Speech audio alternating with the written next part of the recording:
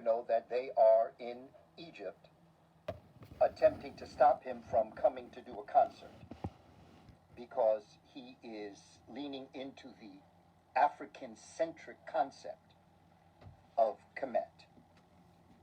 And it went for, and then he sent me the, Haruna said, sent me the article so that I could read. And they talked about the fact that Kevin Hart is supporting a company known as Black Sands. They produce illustrated magazines or comic books, if you'd like to call them that. Now, I'm very familiar with Black Sands because I have been supporting Black Sands from when they had the first comic book. This was the first one that they had, the first Pharaoh, #1. I've had this for a while. And they also have come out with hardcover comic books. And as you can see in the Instagram live I put up, and you may have already seen it, the fact that he was on Shark Tank. And Black Sands presented their idea, and Kevin Hart supported them. And again, Kevin Hart having children and wanting his children to know the truth, in supporting them, supports the ideas that are being presented in Black Sands. But family, please allow me to take you someplace else, because I not only purchased from Black Sands this idea of Kemet, but they also have a series on the Orishas. 1, 2, and 3. This is West Africa, Nigeria in particular. Yoruba, if you want to get deep inside of it, in terms of the spiritual systems, and they now have comic books dealing with the Orishas. But hold on. Now you can understand why people are getting upset, because they're trying to hide the truth. Because not only that, but they also have Granada, which deals with the Moors.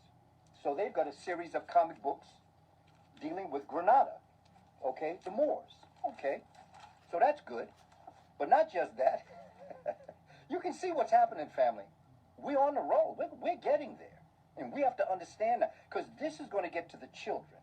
And once you get to the children, then you can get the message to them to help them understand. They have the Muntu warriors, okay? Muntu, the people, okay? A series, okay? And they have even more than that. But I have on order, which is interesting because I just placed an order the other day. They just contacted me and told me that it's on its way, of their entire collection.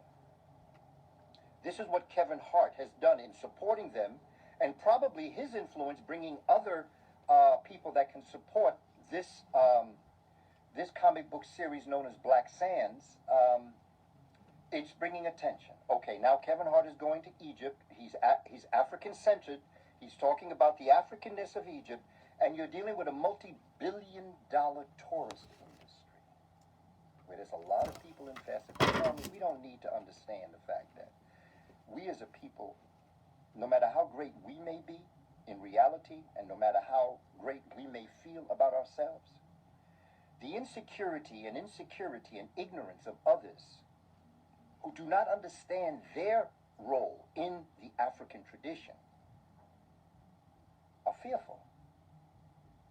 And Kevin Hart is not the only concept that has created situations that they are attacking African peoples, African American people, foundational African, foundational Black American, however we want to call ourselves, the Moors and everybody else. They are now attacking. I have been attacked. But you see, with me, the more they attack, the more I realize how true what I'm doing is. And this is why the work that we're doing and what we're attempting to do to open up the eyes, it is not just the idea of Egypt being black, being African, being melanated. It's what they achieved. Because once we're able to embrace that concept, we will be able, because I know working with children throughout my life, throughout my career, and being a child myself, you are very impressionable. And even so much as telling a child in 3rd grade, slaves were taken from Africa and brought to America. That's not the way to say it. Because in a child's mind, if these people, Africans, were slaves in Africa, well, then it only makes sense that they'd be slaves in America. But if you say human beings were stolen from Africa, brought to America and enslaved against their will to do the bidding of somebody else for free, then children, even in the third grade, are going to say, where's my paycheck? Where's my reparations for not getting paid? So that what we're facing here now, family, is the world is now beginning to realize. Now, I know that there are a lot of people of a lot of different cultures, even China. China don't want to admit that the original people in China that brought forward the dynastic periods of China were black. Japan doesn't want to admit that the original shogun was the priesthood that was brought from Kush. Indians don't want to admit that the Harappa and the Mohenjo-Daro civilizations were formed by Kushites. Koreans don't want to admit that Africans brought Koreans onto the islands of Japan, met another African people known as the Ainu, and created what we today call the Japanese culture. Even in America, they don't want to admit that the original people were the Twa people over 100,000 years ago, coming to this part of the world. And so what we're facing, family, is this conflict with them. We, not with them with them, and then them looking at us. Family, once and for all, let's come to this conclusion.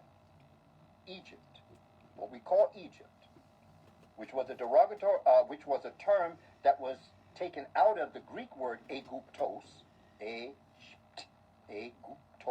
was taken from an African word known as Hikapata, Hikapata. Even the word Egypt is the contamination of the original African word Hikapata. This is us, family. We did this. But it's not important just that we know this. It's that we're able to understand this. In my book, Spirituality Before Religions, I have outlined in the early chapters Kush and the role that Kush played in establishing what we today call Kemet. Coming from the south to the north, we find evidence in Sudan or Nubia in a place called Kustal. There's an incense burner. We already see it. There's evidence of this pharaonic system in Sudan 15 generations, maybe 300 years before the first dynasty of Kemet. We then see these same Kushites now moving into the southern part of what we call Kemet, but north of Sudan, in Egypt, what we call, in a place called Edfu, or the Temple of Heru, which was the resurrection, the Son of God, the original story of the Son of God. And then from Edfu, they moved to Hikapata, and they established the first dynasty under Menes, or Menefer, a black man, an African man. There are visuals of him. There are carvings of him there. This is not something that we're just saying that we don't have evidence. We have the evidence. Multiple forms of evidence. And so it's important that we understand this. And that we understand that in our history, that if you go back and you do the research, it's there. But you've got to take it from many different areas. And then out of this, I decided to look at the spiritual systems of the world, and I took the Abrahamic faith systems. And what I did is I did research on them, and I came to realize that the Old Testament and the New Testament actually is Shabakistan. Just simple like that. This is us. We got this. We did this. The Old Testament is the story of Asar. The New Testament is the story of Heru, the resurrection of Asar, and that is the story of the Old Testament and the New Testament, but they broke it up into two parts because they created two different religions. Actually, it's the same people. It's fundamentally the same spiritual system, but it's just that it's geared a different way and it's expressed a different way, but it's the same story. One deals with Atum, the other deals with Aten. Same thing. This is us. And I'm at the point now where I don't want to argue with these people anymore because I want to get to our children. And I want to get our children to understand what's going on. And that's why I wrote the book, Shabakistan for Children. And all of it is in the link in my bio. But I also want to talk to you about the documentary that Harun Nesset and I developed when we went to Washington, D.C. You've all seen Chocolate City, which is the music of Washington, D.C. and the impact that it had. focusing on Marvin Gaye, the great soul singer. But also we developed the hands that built the pyramids, built the White House. And when I was there, I spoke at a venue, at a restaurant titled E-Life, Everlasting Life. I had a chance to do a PowerPoint presentation where I showed the migration of East Africans into West Africa. There are 6 migrations. There's a book written in French. I had it translated, titled Les Chemins du Nil, which means the paths of the Nile, which means the paths that Africans took from East Africa to West Africa, avoiding the onslaught of these Indo-Europeans that are attacking Kemet. And so they're moving across into West Africa. But that's not the first time they moved across. And also West Africans came across to East Africa. There is a lively relationship between East Africa and West Africa. After all, they're the same people. And we have to understand this. And this way, when people come up and start talking about who's not what and who the original Egyptians are, that's nonsense.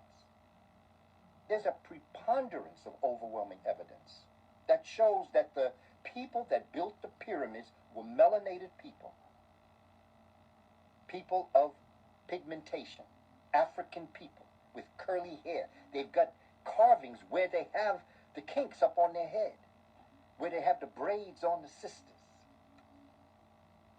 This is our history. This is our culture. Now, they may attempt to steal it, because after all, they did go in there and they did overcome the people. But look at what they're doing. They didn't produce anything.